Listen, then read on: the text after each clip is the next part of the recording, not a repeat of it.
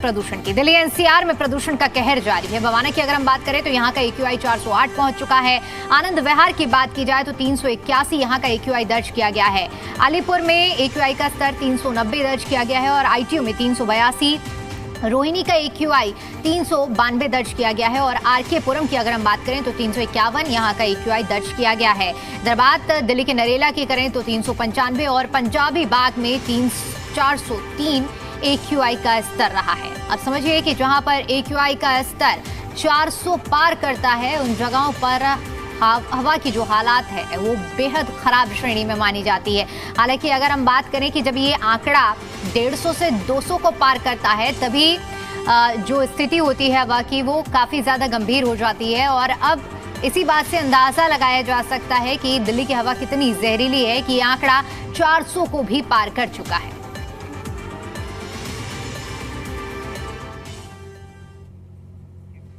Delhi NCR में प्रदूषण को लेकर सुप्रीम कोर्ट ने बड़ा फैसला सुनाया है। आपको बता दें कि सुप्रीम कोर्ट ने निर्माण कार्यों पर रोक लगाने से इनकार किया है। दिल्ली एनसीआर में प्रदूषण की खतरनाक स्तर को देखते हुए दिल्ली में सभी निर्माण गतिविधियों पर रोक लगाने की मांग की जो याचिका थी उसे खारिज करते हुए चीफ जस्टिस ने कहा है कि हम ऐसा नहीं कर सकते हैं। दिल्ली में विभिन्न राज्यों से आने वाली बड़ी संख्या में लोगों की आजीविका इन गतिविधियों पर निर्भर करती है। सुप्रीम कोर्ट ने केंद्र सरकार से कहा है कि सरकार प्रदूषण की समस्या से निपटने के लिए दीर्घकालिक समाधान खोजे। सुप्रीम कोर्ट ने दिल्ली सरकार से राष्ट्रीय राजधानी क्षेत्र में वायु गुणवत्ता सूचकांक यानी कि AQI मापने वाले उपकरणों की गुणवत्ता के बारे में भी हलफनामा दाखिल करने को कहा है। सुनवाई के दौरान एमिकस क्यूरी अपराजिता सिंह ने कोर्ट से कहा है कि दिल्ली में AQI मापने के लिए लगाई गई मशीनें अधिकतम 999 तक की रीडिंग ले सकती हैं। इधर सीनियर एडवोकेट गोपाल शंकर नारायणन ने कहा है कि इस साल वायु प्रदूषण पहले से बढ़ा है। शंकर नारायणन ने कहा है कि यहाँ लाखों लोग प्रदूषण से मर रहे हैं। फेफड़ों के कैंसर एक चिंताजनक विषय बन रहा है जिसमें इजाफा भी हो रहा है। और इसी पर ज्यादा जानकारी के साथ जी मीडिया संवाददाता अरविंद सिंह हमारे साथ जुड़ चुके हैं। अरविंद, देखिए प्रदूषण जितना ज्यादा चिंताजनक विषय बन चुका है इस मामले में अब जब सुप्रीम कोर्ट की ओर से जो सुनवाई की गई है निर्माण कार्य की रोक वाली याचिका को लेकर, इसको लेकर विस्तार से जानकारी दीजिए कि क्या क्या अहम पहलू रहे हैं, किन बिंदुओं पर चिंता कोर्ट की ओर से जाहिर की गई है।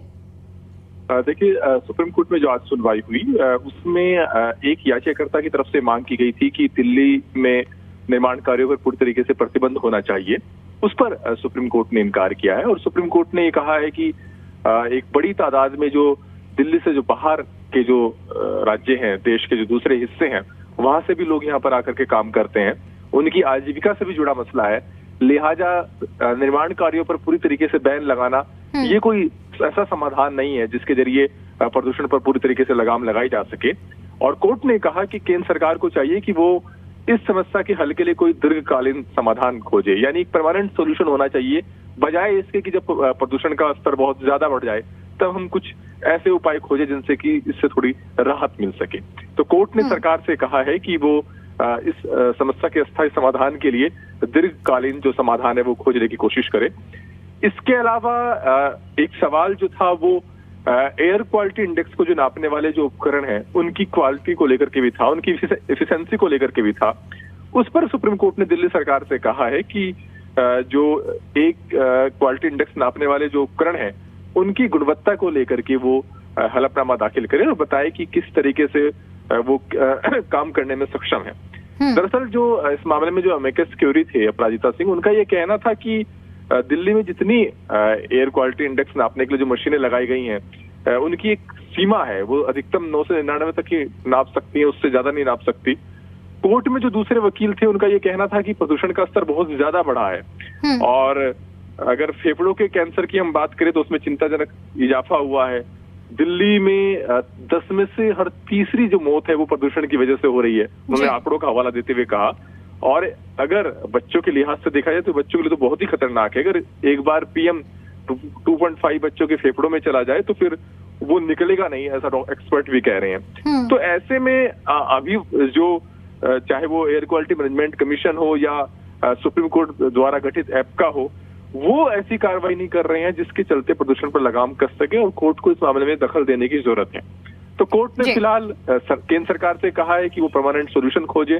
दिल्ली सरकार से एयर क्वालिटी इंडेक्स नापने वाले उपकरणों की गुणवत्ता के बारे में जानकारी मांगी है। 19 नवंबर को अगली सुनवाई होगी कोर्ट में।